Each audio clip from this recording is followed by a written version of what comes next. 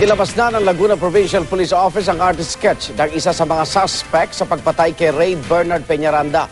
Iniakyat na rin sa 200,000 piso ang pabuya para sa sinumang makapagtuturo sa kinaroroonan ng mga suspect. Saksi si Chino Gaston.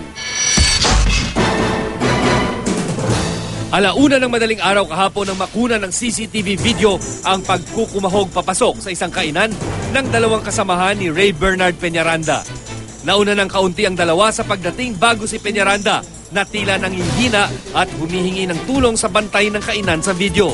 Ilang saglit pa, napaupo ito sa kalsada bago tuluyang nahiga. Makikita din sa video ang aktong pagdala ng tricycle kay Peñaranda tungo sa ospital. Po yung resolution ng CCTV na nakuha namin from the area. Kinuha lang namin from a private dorm. Pero according to the IT expert, medyo kailangan ng parang digital imaging processing. Ilang oras bago nito, dalawang lalaking sakay ng motorsiklo ang nakunan ding aaligid-aligid at pinaniniwala ngayong suspect sa pagpatay. Isa sa kanila, nagawa na ng artist sketch batay sa paglalarawan ng mga saksi.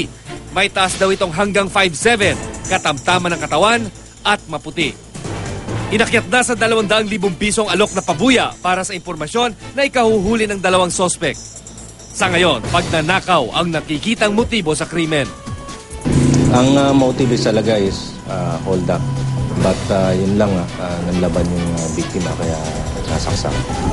Ikatlong pagpaslang na ito sa barangay Batong Malaki na katabi lang ng UPLB.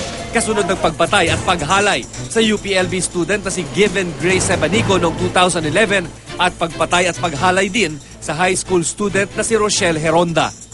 Kaya naman sinibak na sa pwestong hindi bababa sa 50 tauhan ng Los Baños Police, kabilang ang hepe nitong si Chief Inspector Dante Novicio. Magtatalaga din ng mga tauhan ng Laguna PNP sa loob ng campus para tulungan ng UPLB Campus Police. When it comes to additional policemen, additional securities, additional assistance po. Sa ngayon ho kasi, ang balak namin lagyan ng CCTV cameras ang lahat ng strategic locations ng mga kalye. But unfortunately, kulang kami sa pondo. Ang mas natatakot talaga yung mga parents namin Kung marinig natin, hala ba't ganyan na yung nangyayari, umuwi ka palagi ng maaga, maging yung mga teachers, na naiisip natin, hindi rin kasi siya feasible for a UP student, lalo na kung marami kang mga organizations for your holistic development dito sa UP.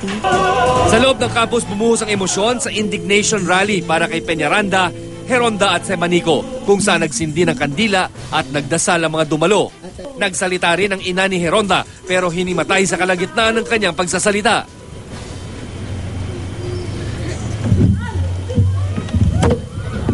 Pupulungin naman ng pamunuan ng Los Baños Campus ang mga private dorm owners, sabay pagtitiyak na gagawin ito lahat para mabigyang hustisya si Peñaranda. Ang mangyayari dyan is we will meet again. Ako si Chino Gaston ang inyong saksi.